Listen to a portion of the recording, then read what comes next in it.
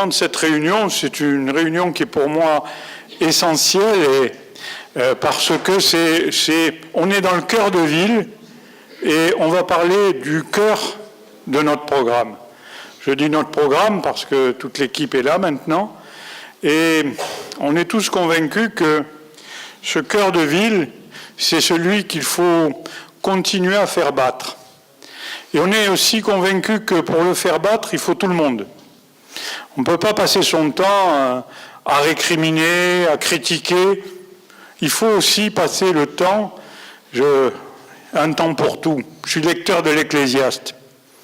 Et je crois qu'aujourd'hui, le temps est de se retrousser les manches et le temps est de se dire, chacun d'entre nous, qu'est-ce qu'on peut apporter justement pour cette ville, dans cette ville, pour ce cœur de ville.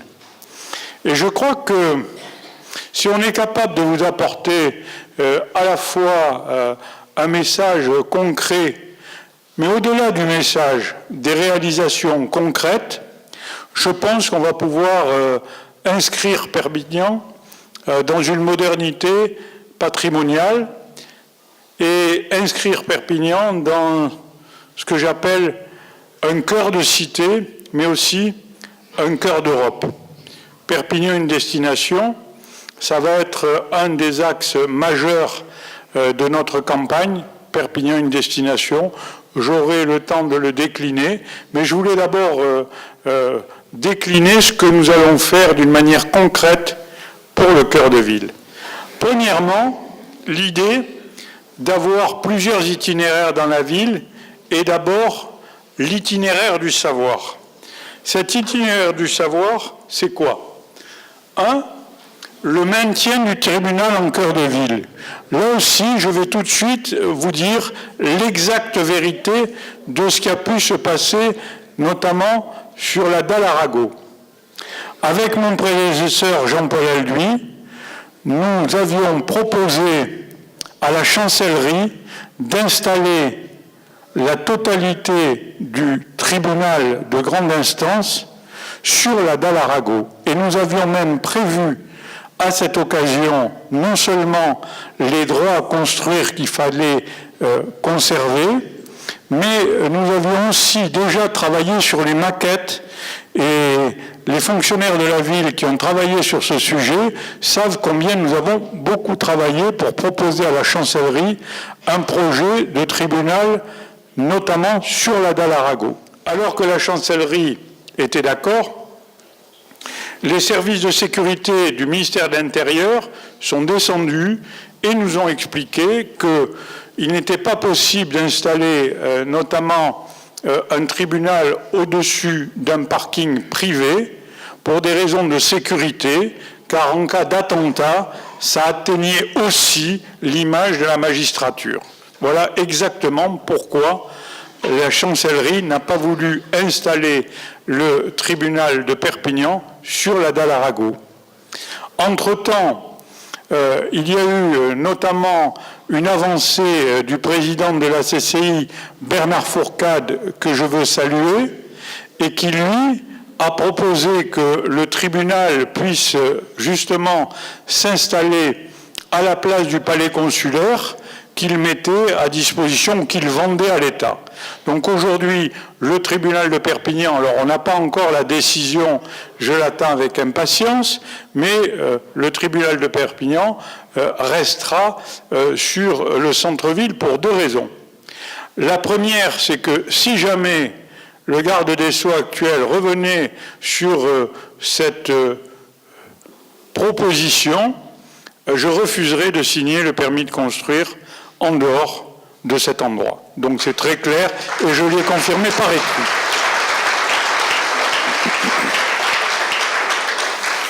Alors, que faire de cette dalle Arago? Eh bien, nous avons proposé, notamment à l'université, à son président Fabrice Laurent, de construire à cet endroit-là la faculté de droit. C'est-à-dire que c'est la ville qui construirait la fac de droit pour la mettre à disposition de l'université. Donc, premier élément, c'est l'installation en centre-ville de plus de 600 étudiants sur là d'Alarago. Les projets en cours, nous avons souhaité que le conservatoire régional s'étende sur l'arrière de la place, qui était un endroit qui posait problème en termes de sécurité et de fréquentation.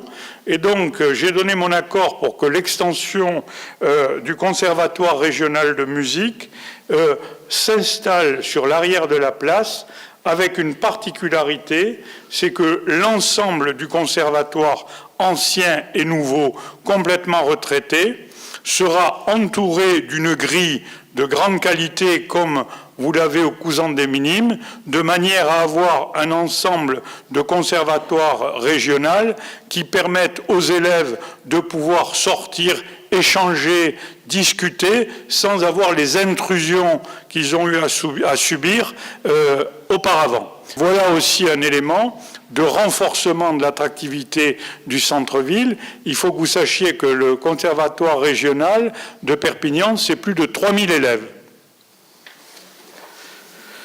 Le Grand Rigaud, là aussi, c'est un projet en cours. Notre projet de pôle muséal du Grand Rigaud est un projet qui va regrouper l'hôtel de Lazerme et l'hôtel de Mailly sur la rue Mailly, mais aussi sur la rue de l'Ange. Et nous allons créer là le concours d'architectes, c'est fait. C'est un groupement architectural parisien spécialisé dans les musées qui l'a emporté et qui vont installer bientôt la totalité des travaux de chantier. Ce pôle muséal aura deux destinations. Une première destination, bien sûr, le Grand Rigaud, dont nous sommes propriétaires de beaucoup de collections. Alors je dis dont nous, parce que en fait, ça vous appartient tout ça. Il ne faut jamais oublier que les collections, elles vous appartiennent parce que tout ça a été acheté avec vos impôts.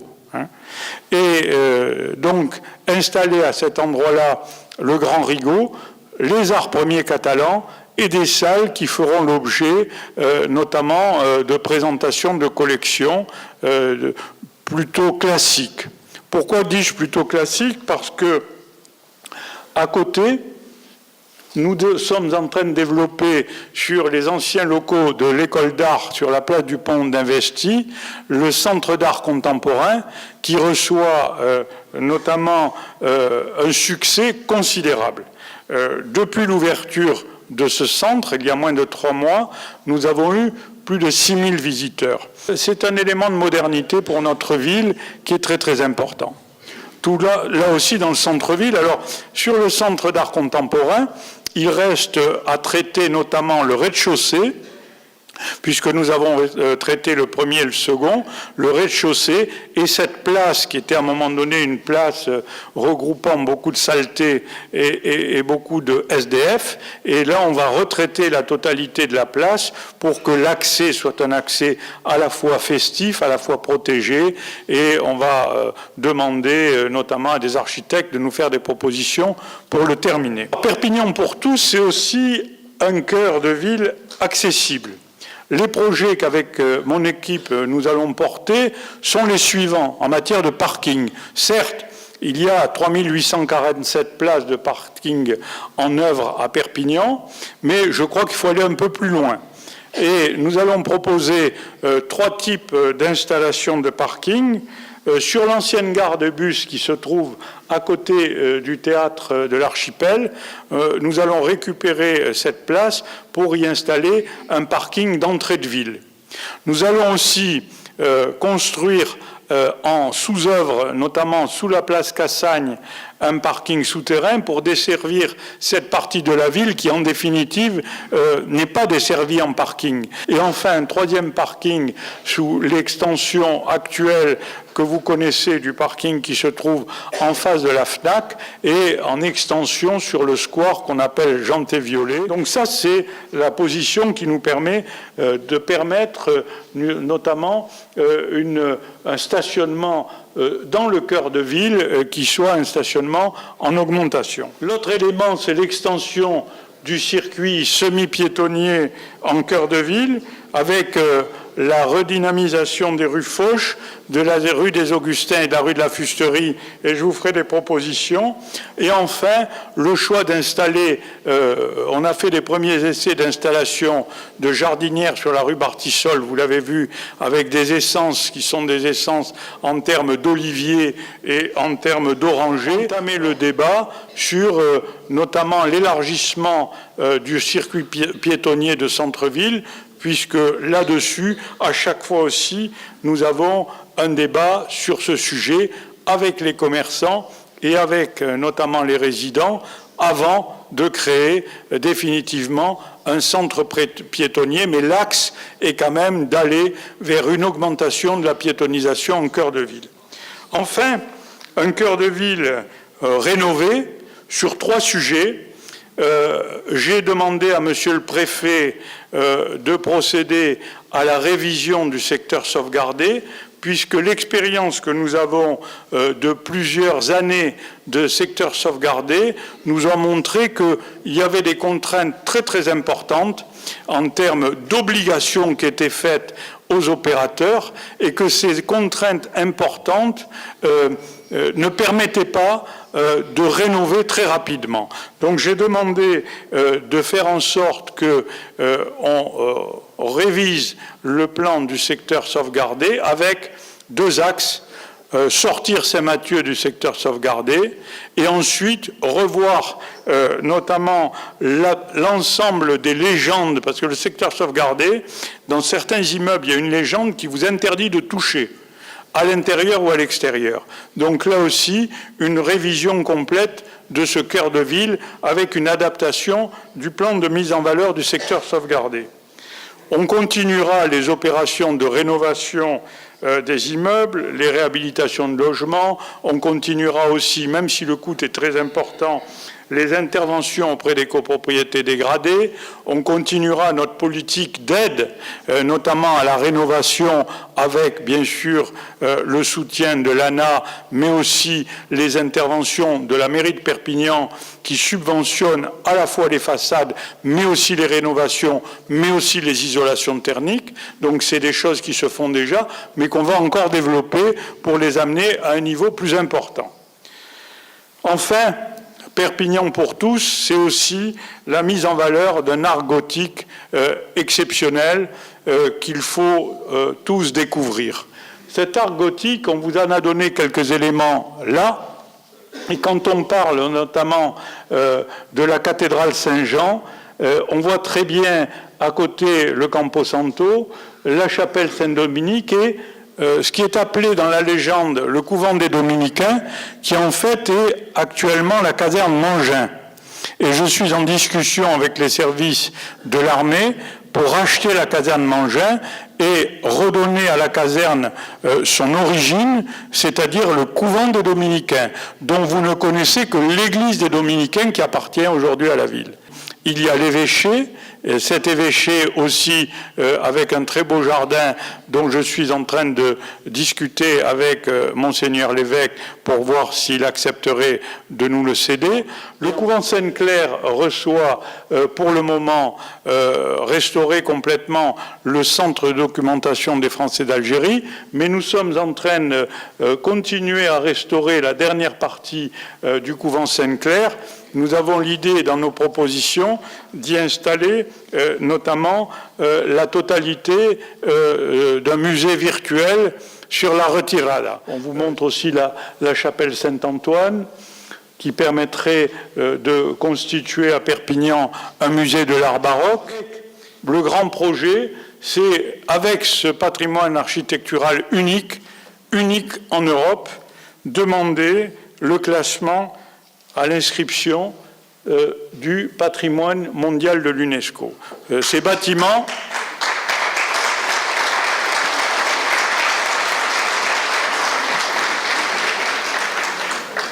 alors, je rappelle que ces bâtiments, le projet de ces bâtiments, c'est de les restaurer, de les ouvrir. Hein? Parce que l'idée de Perpignan une destination, c'est on vient à Perpignan, donc on a 4 jours à passer, pourquoi on y vient? C'est donc des éléments exceptionnels. Et donc à partir de là, ces éléments exceptionnels, on fait en sorte de les animer en permanence, de pouvoir les animer en permanence, qu'ils soient ouverts en permanence et qu'il y ait un itinéraire. C'est pour ça qu'on a utilisé le terme itinéraire. Enfin, Perpignan pour tous aura un deuxième projet qui est un projet extrêmement ambitieux. Autant sur le premier projet, nous avons beaucoup avancé.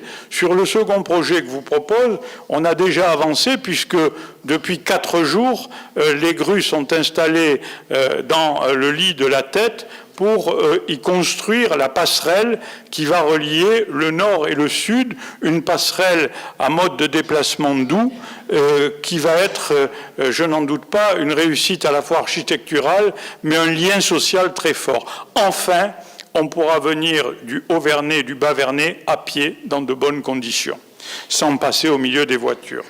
Alors, ce projet de la Tête, j'y reviendrai. Nous avons aussi le projet de la trame verte de la Basse, parce que nous avons, il y a de cela 10 jours, inauguré le premier parc de la Basse, qui part notamment le long de la Basse et qui part des anciens abattoirs, où nous avons là aussi la possibilité de pénétrer tout à fait tranquillement sur le cœur de ville par des moyens doux. Il y a une piste cyclable protégée.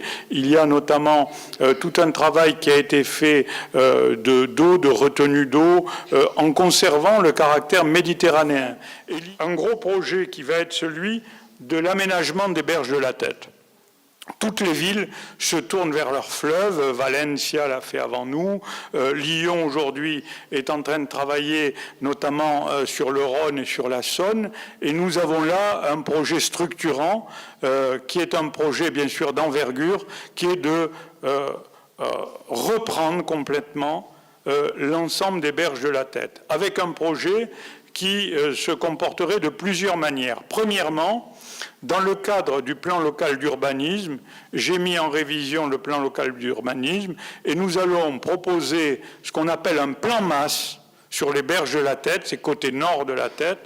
Un plan masse, ça veut dire que les architectes vont bâtir sur l'ensemble de la traversée de Perpignan, sur les berges de la Tête, parce que l'exposition est la meilleure. Le nord de la Tête, c'est la meilleure exposition sud, puisque quand on est de au nord, on voit l'ensemble de Perpignan, le théâtre de l'Archipel, toutes les églises, notamment le palais des rois de Majorque. Donc nous avons de plus en plus de demandes de personnes qui veulent des beaux appartements à Perpignan, puisque Perpignan est la 3e ou 4e progression de population de France depuis 10 ans, et beaucoup de personnes nous disent on cherche des beaux appartements en cœur de ville. L'idée des berges de la Tête, c'est 1, de faire un plan masse sur la totalité, 2, de retraiter complètement les berges de la Tête. De le retraiter comment? Avec le déambulatoire que vous voyez, qui permettra notamment avec ce platelage en bois sur la totalité de pouvoir à la fois se promener tranquillement, à la fois de pouvoir déambuler, de s'y reposer. Je rappelle que c'est une exposition sud, il y a du soleil toute la journée. Premier élément.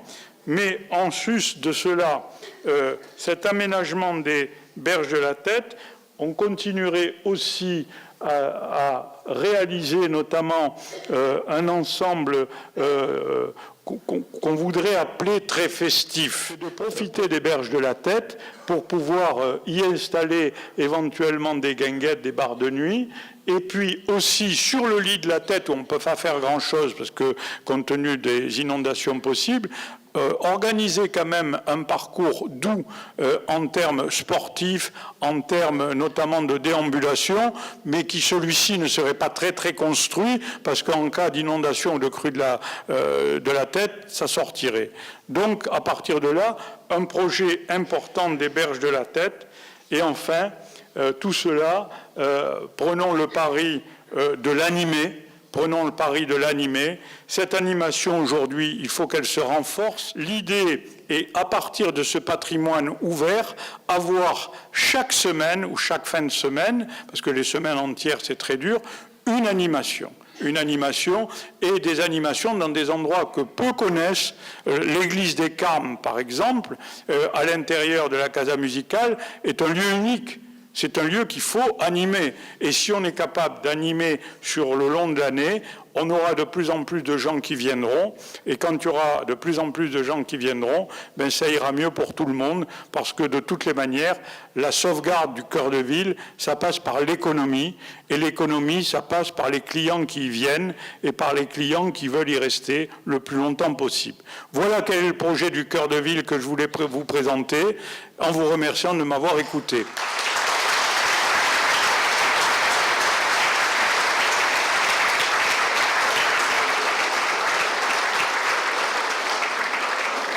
Bien. Les questions maintenant. Posez votre question. Voilà. Est-ce que les parkings que vous êtes en train de nous fabriquer, monsieur le maire, vont être payants, gratuits? Permettez, alors, il y a deux manières de vous répondre. Il y a la manière de ce pays d'assister, qui vous répondrait tout gratuit, monsieur. Ce qui est faux, parce qu'on va chercher dans la poche des contribuables votre gratuité.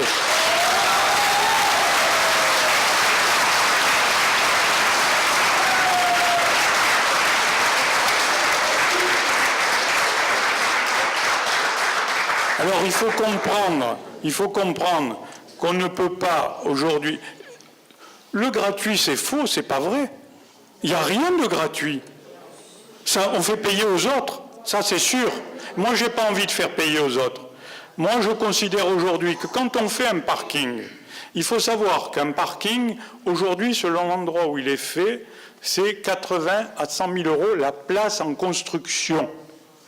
Vous imaginez bien que je considère que construire des parkings, le corollaire ne peut être que le paiement des parkings.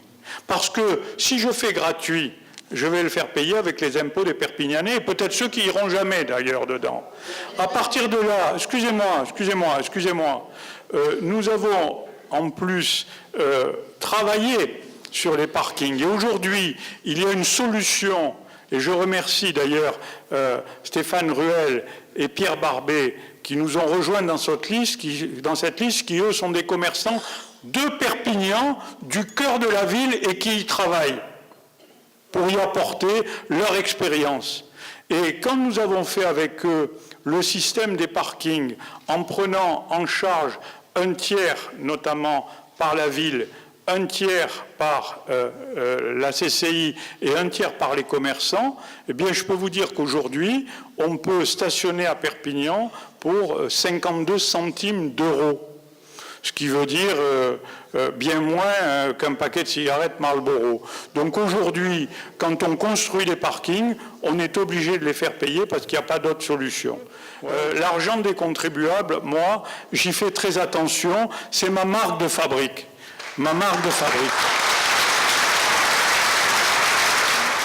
Alors, j'aurais aimé que vous me parliez du marché pour savoir ce que vous allez faire sur la ville et sur ce cœur de ville.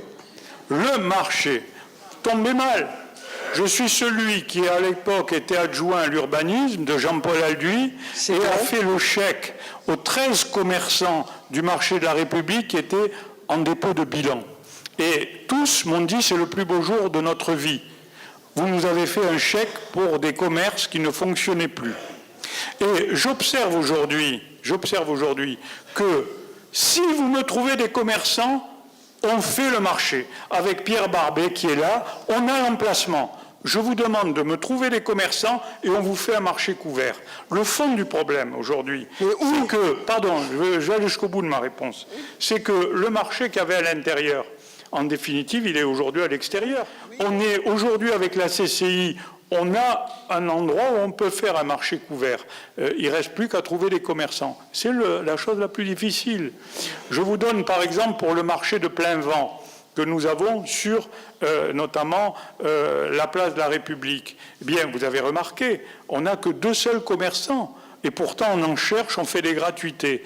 Et le mercredi et le samedi matin, on en a un peu plus. Mais tout au long de la journée, tout au long de la semaine, on ne les trouve pas. Et moi, je peux vous dire qu'on va les chercher. On a même été chercher un charcutier corse. Hein. Bon, aujourd'hui, non mais on a essayé. Si on trouve des commerçants qui veulent s'implanter dans un marché, nous avons l'emplacement pour un marché couvert. Voilà. Mais les modes de consommation sont en train de complètement Mais évoluer. où vous voulez le mettre, votre marché? Où voulez-vous le mettre? On a 3 endroits où on peut mettre un marché. On peut en mettre un notamment sur des locaux qui sont sur la place Gambetta.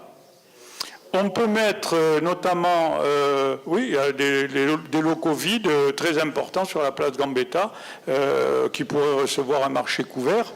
On peut faire un marché couvert aussi sur le haut des allées Mayol, puisque nous allons enlever les parcs-villes, sauf que il faudra l'accord de tous les commerçants, parce qu'il faut bien comprendre une chose, c'est que si demain on fait un marché, notamment sur les hauts des allées Mayol, bien on va faire concurrence aux commerçants qui marchent et qui sont place de la République. Et j'ai pas trop envie quand même de déshabiller des commerçants qui marchent et qui marchent bien, qui sont en cœur de ville, au profit hypothétique d'un marché. Mais si on trouve des commerçants, moi, déjà vous pouvez leur dire que sur la place de la République, on a, je crois, 14 emplacements qui restent. Ils peuvent venir quand ils veulent, on leur fait la gratuité. Voilà, écoutez, merci à tous et on continue avec vous.